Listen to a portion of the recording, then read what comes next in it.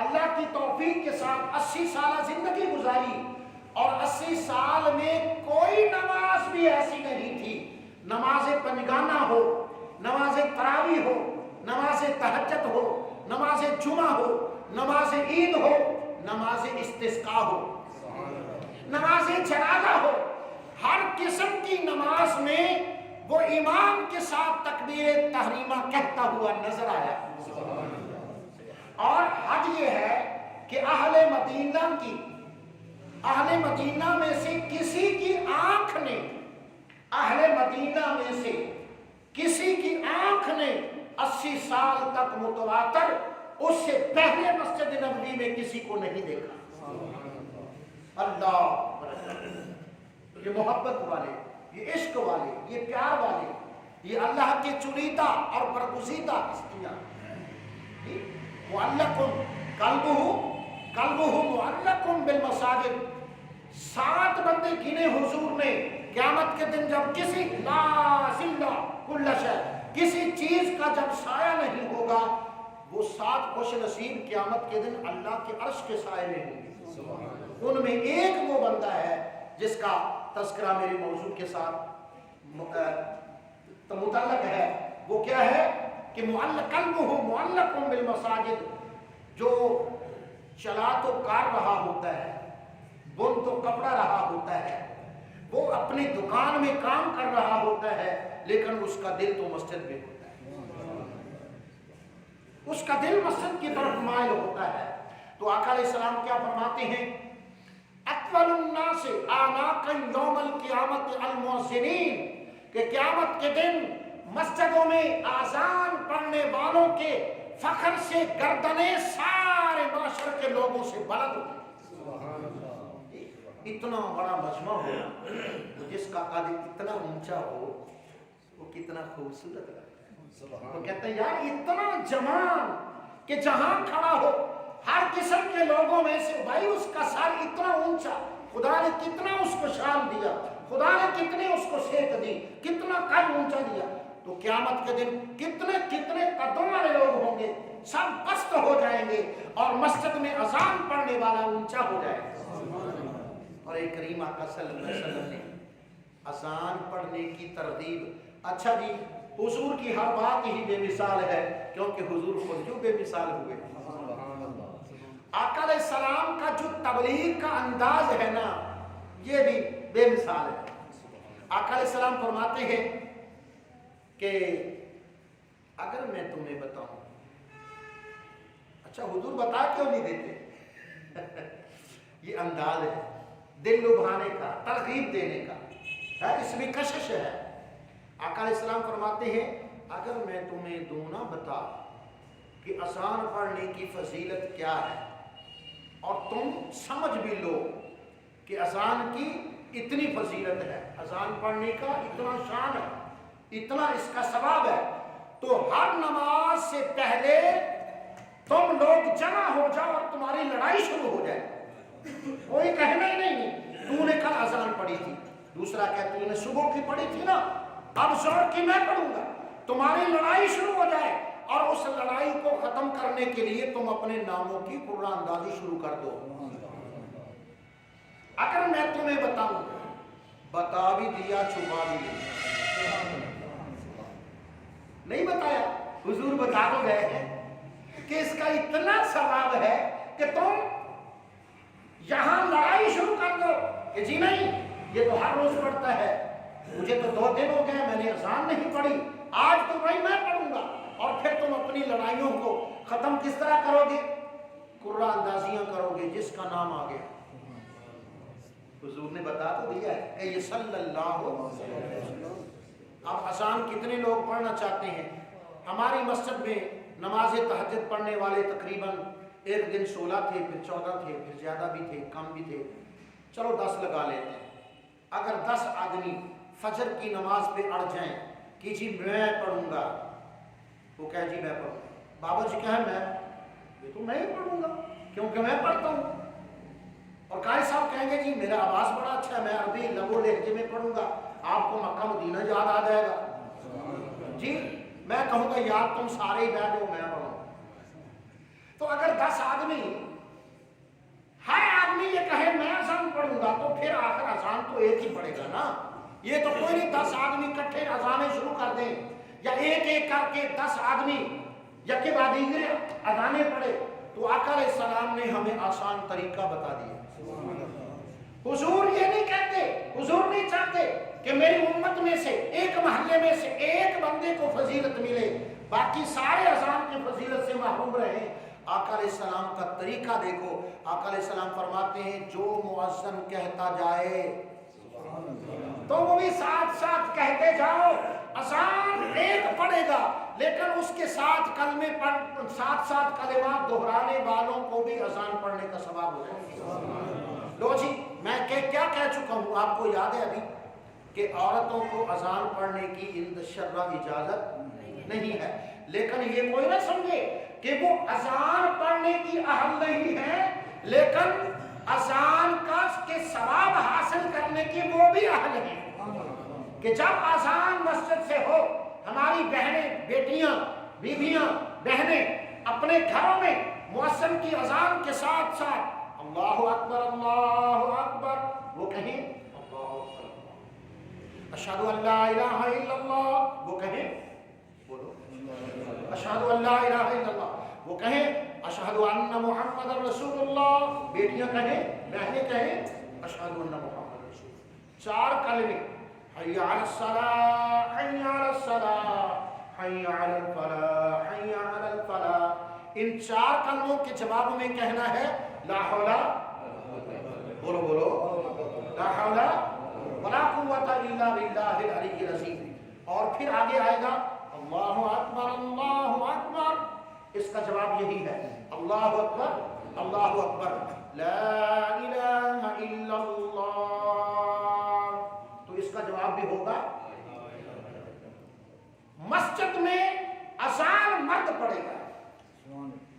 مسجد میں اذان مرد پڑھے گا لیکن امت کی عورتیں اذان کے ثواب سے محروم نہیں کی گئی. وہ اپنے گھروں میں بیٹھ کر اذان سنیں اور اذان کے کلمات کا جواب دیں.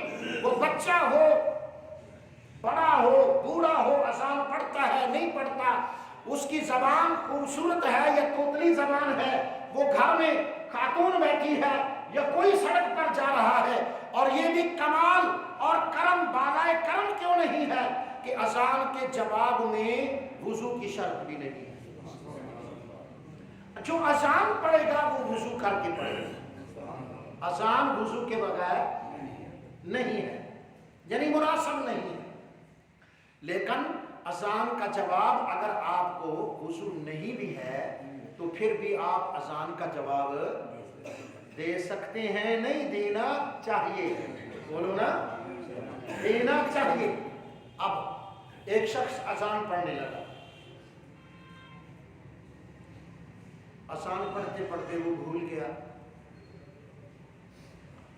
اللہ اکبر اللہ اکبر اللہ اکبر اللہ اکبر اشہد ان لا الہ الا اللہ. بھول گیا. یہاں کہنے لگا اشہد ان محمد رسول اللہ حی علی الصلاۃ. اب یاد آ گیا. اب کیا کرے گا؟ وہ جو کلمہ رہ گیا ہے اس کو ادا کرے. جو بھی کلمہ ترک ہو جائے نہ ادا کیا جا سکے وہ کلمہ دوبارہ پڑھے اور اس سے جو اگلے کلمے ہیں وہ دوبارہ دہرا لے. بات سمجھ آئی؟ یہ نہیں ہے کہ اس نے اشہد ان محمد رسول اللہ ایک دفعہ کہا اور حی علی الصلاۃ حی علی الصلاۃ حی علی الفلاح حی علی الفلاح. اب اسے یاد آ گیا یا پیچھے کوئی آدمی کھڑا تھا اس نے کان میں کہہ دیا کہ تو نے کیا کیا. تو اب وہ اشہد ان محمد رسول اللہ وہ کلمے مکمل ہو گئے. اب اس سے آگے جو اس نے کلمے پڑھے ہیں نا وہ دوبارہ دہرائے گا. وہ کیا کرے گا؟ وہ دوبارہ دہرائے گا حی علی الصلاۃ حی علی الصلاۃ حی علی الفلاح حی علی الفلاح. یہ کانوں میں انگلیاں کیوں؟ یہ بات کسی ڈاکٹر سے پوچھو. नाक गले का, कानों नाक और गले का डॉक्टर, वो आपको बताएगा कि ये सुराख आपस में मिलते हैं, आंखों का, कानों का, नाक का, गले का। ये सुराख आगे जाके खुदा की कुदरत है, उसकी तख्लीक है, ये मिलते हैं। यानी जब मुअज्जिन अज़ान पढ़ता है, हमें एहसास हो या ना हो, उसके कानों से भी आवाज़ निकलती है, उस हवा के जरिए आवाज़। तो इस आवाज़ को बंद कर दिया गया कि पूरी की पूरी आवाज़ मुंह से निकले, पूरी से पूरी आवाज़। एक बात। दूसरी इसमें हिकमत यह है कि जब कानों में उंगलियां लगाएंगे तो ये सुराख बंद हो जाएंगे, बाहर की आवाज़ नहीं सुनेगी। बाहर की आवाज़ें मुतासर करती हैं। नमाज इसलिए हुक्म है, क्या नमाजी, अगर तू कुरान मजीद तिलावत कर रहा है बुलंद आवाज़ से, तेरे पास कोई नमाज पढ़ने वाला है, अपनी आवाज़ को महदूद कर, क्योंकि तेरी तिलावत कुरान मजीद की आवाज़ उस नमाजी को मुतासर करेगी और उसका ध्यान बटेगा। तो मुअज्जिन को क्या कहा गया, कानों में उंगलियां लगा ताकि बाहर की आवाज़ तुझे मुतासर ना करे, तू भूल ना जाए, तू भूल ना जाए। तीसरी हिकमत यह है कि जब वो अपने कानों के सुराखों को करेगा बंद, दोनों हाथों की शहादत की उंगलियों से, तो उसको सुनाई नहीं देगा। और ये फितरी बात है, जिसको सुनाई ना देता हो या सुनाई कम देता हो, फितरतन वो ऊंची बोलता है जी। इसलिए कानों में उंगलियां लगा दी गई ताकि वो पूरी की पूरी आवाज़ जो जरा जरा कानों से निकलती है वो सारी जमा होकर मुंह से निकले। खारजी आवाजें मुअज्जिन को मुतासर न करें, वो भूल न जाए। और जब वो कानों में उंगलियां लगा के पड़ेगा, उसको अपनी आवाज भी नहीं सुनेगी या कम सुनेगी, तो वो फितरतन ऊंची आवाज से अजान पड़ेगा। और जब ऊंची आवाज से अजान पड़ेगा, महल्ले में जाएगी, पहाड़ों के पत्थर सुनेंगे और दरख्तों के पत्ते। हुजूर ने फरमाया, जहां जहां जो जो चीज मुअज्जिन की आवाज सुनेगी, हर चीज क़यामत के दिन उसके ईमान की गवाही देगी। हज़रात जी बता, अब अजान मुकम्मल हुई। एक और भी तो अजान होती है जिसमें कहा जाता है अस्सलातु खैरुम। हमारे कुछ भाई पढ़ते, हमारे भाई हैं, वो पढ़ते हैं अस्सलातु खैरुम मिनल अमल, के जो नमाज है ना वो कामों से बेहतर है। हम कहते हैं कि ये सही है, ये सही है, हर काम से नमाज बेहतर है, याद इलाही हर काम से बेहतर है। तो फिर अमल होना चाहिए ना, अमल में नींद भी आ गई। तो अस्सलातु खैरुम मिनन नौम फिर क्यों है भाई? हम तो अमल पढ़ते हैं, तुम फिर नौम क्यों पढ़ते हो? चूंकि खल्के खुदा उस वक्त सोई होती है, तो पहला और बड़ा काम सोने से बेदार होना ही होता है। इसलिए किसी दौर में अस्सलातु खैरुम मिनल अमल भी पढ़ा गया है, लेकिन बाद में इसको मनसूख कर दिया गया और अज़ान की ये कलमा ज़ीनत बना दिया गया, अस्सलातु खैरुम मिनन नौम, कि सबसे अहम काम, सबसे बड़ा काम, खल्के खुदा सोई हुई है और उनको सोने की खुदा ने इजाजत दी। जअलल लैला सकना, हमने रात को बनाया है हजरत इंसान तेरे सुकून के लिए। खुदा की इजाजत और हुक्म और कुदरत के साथ सारी खल्के खुदा सोई हुई है। लिहाजा मुअज्जिन ये कहे अस्सलातु खैरुम मिनन नौम, सोने वालों उठो, नमाज अदा करो, कि नमाज तुम्हारी नींद से बेहतर है। नींद गफलत है, नमाज याद खुदा है जी। नींद में ख्वाब भी अच्छा आ जाए तो ख्वाब ही है ना। तुम ख्वाब की दुनिया से बाहर आओ, हकीकत में बारगाह इलाही में हाजिर हो जाओ। अस्सलातु खैरुम मिनन नौम। अज़ान मुकम्मल हुई। अज़ान के बाद एक दुआ है जो बड़ी मुबारक है। अल्लाहुम्मा रब्ब हाज़िहि द्दअवति त्ताम्मा اے اللہ جو مکمل اعلان ہوا، جو مکمل دعوت دی گئی نماز باجماعت کے قیام کے لیے، والصلاۃ القائمہ، اور اس اذان کے بعد اذان کے نتیجے میں جو اب نماز مبعوث ہونے لگی ہے، نماز کا جو قیام ہونے لگا ہے، میں اس اذان اور نماز دونوں کا تیری بارگاہ میں واسطہ دیتا ہوں۔ آت محمد الوسیلۃ والفضیلۃ والدرجۃ الرفیعۃ وابعثہ مقاما محمودا الذی وعدتہ۔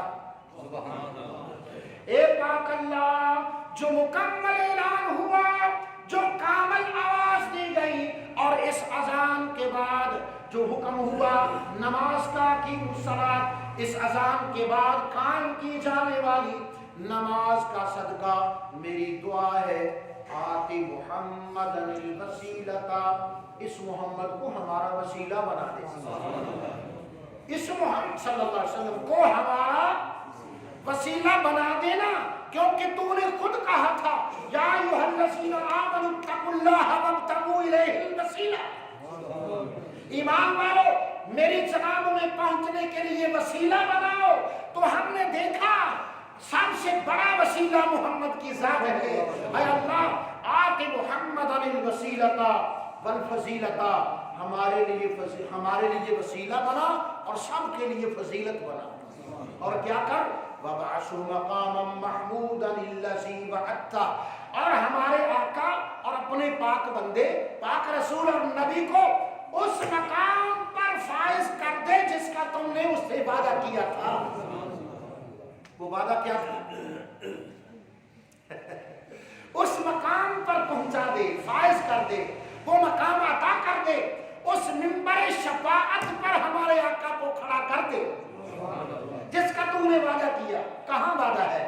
15واں پارہ پڑھیں گے، سورہ بنی اسرائیل میں چلیں گے، اللہ رب العالمین کا ارشاد پاک ہے وَمِنَ اللَّيْلِ فَتَهَجَّدْ بِهِ، وَمِنَ اللَّيْلِ فَتَهَجَّدْ بِهِ نَافِلَةً لَكَ۔ کچھ مسجدوں میں نماز تہجد کی اذان، بولو 2-3 کو پتہ ہے نا، سوئے ہوئے ہوتے ہیں، کچھ مسجدوں میں اذان فجر سے پہلے اذان تہجد پڑھی جاتی ہے۔ یہ سنت ہے، یہ سنت اصحاب ہے، کیونکہ حضور پر، ہم پر، پوری امت پر 5 فرض ہیں، آقا پر 6 فرض تھے۔ آگے چلو محمد، آگے چلو، باقی امت 5 پڑھے، آپ 6 پڑھے جی۔ حضور پر چونکہ نماز تہجد فرض تھی تو فرض نماز کے لیے حضور کے لیے اذان کہی جاتی تھی، وہ سنت آ رہی ہے، اس سنت پر وہ عمل کرتے ہیں، ان کو حق ہے۔ ہم قرآن پاک کی آیت پڑھتے ہیں جی، وَمِنَ اللَّيْلِ فَتَهَجَّدْ بِهِ نَافِلَةً لَكَ، نافلۃ لکم نہیں، نافلۃ لکم نہیں، ساری امت کے لیے تہجد نہیں ہے، تہجد صرف حضور کے لیے ہے۔ حضور جب تک ظاہری حیات میں رہے حضور کے لیے مسجد نبوی میں اذان پڑھی جاتی رہی، اور حضور کے بعد پوری امت میں کسی پر نماز تہجد فرض نہیں ہے، تو فرض نماز کے لیے اذان ہوتی ہے، نفل کے لیے اذان نہیں ہوتی۔ اب سمجھ آ گئی کہ جو نہیں تہجد کی اذان نہیں پڑھتے وہ کیوں نہیں پڑھتے؟ کہ ان پر فرض نہیں ہے، تو جب فرض نہیں ہے تو کیا ہوا؟ تہجد کے نفل ہیں، نفلی نماز کے لیے اذان بولو بولو، اگر سمجھ گئے ہو تو بولو، اگر نہیں سمجھے تو میری غلطی ہے، میں پھر سمجھاؤں گا۔ فرض نماز کے لیے اذان ہے، حضور پر فرض تھی، اذان ہوتی تھی، حضور کے بعد پوری امت پر قیامت تک کسی پر تہجد فرض نہیں ہے، تو کیا ہوا؟ نفل ہے، تو نفلی نماز کے لیے اذان نہیں ہوتی۔ ان کا اذان پڑھنا مبارک ہو، ہمارا اذان نہ پڑھنا مبارک ہو۔ انہوں نے اذان پڑھ کر اللہ کا قرب حاصل کیا، ہم خاموش رہے، ہمیں خاموشی سے اللہ کا قرب نصیب۔ کہو فقہ حنفی زندہ باد، حنفی زندہ باد. آپ صرف آپ اور باقی دو جنے. چلو آپ بھی کہتے فقہ حنفی زندہ باد. فقہ حنفی کا کوئی مسئلہ اٹکا ہوا ہو الجھا ہوا ہو فقیر کو بتاؤ انشاءاللہ میں کوشش کروں اور آپ کی دعائیں حاصل کروں.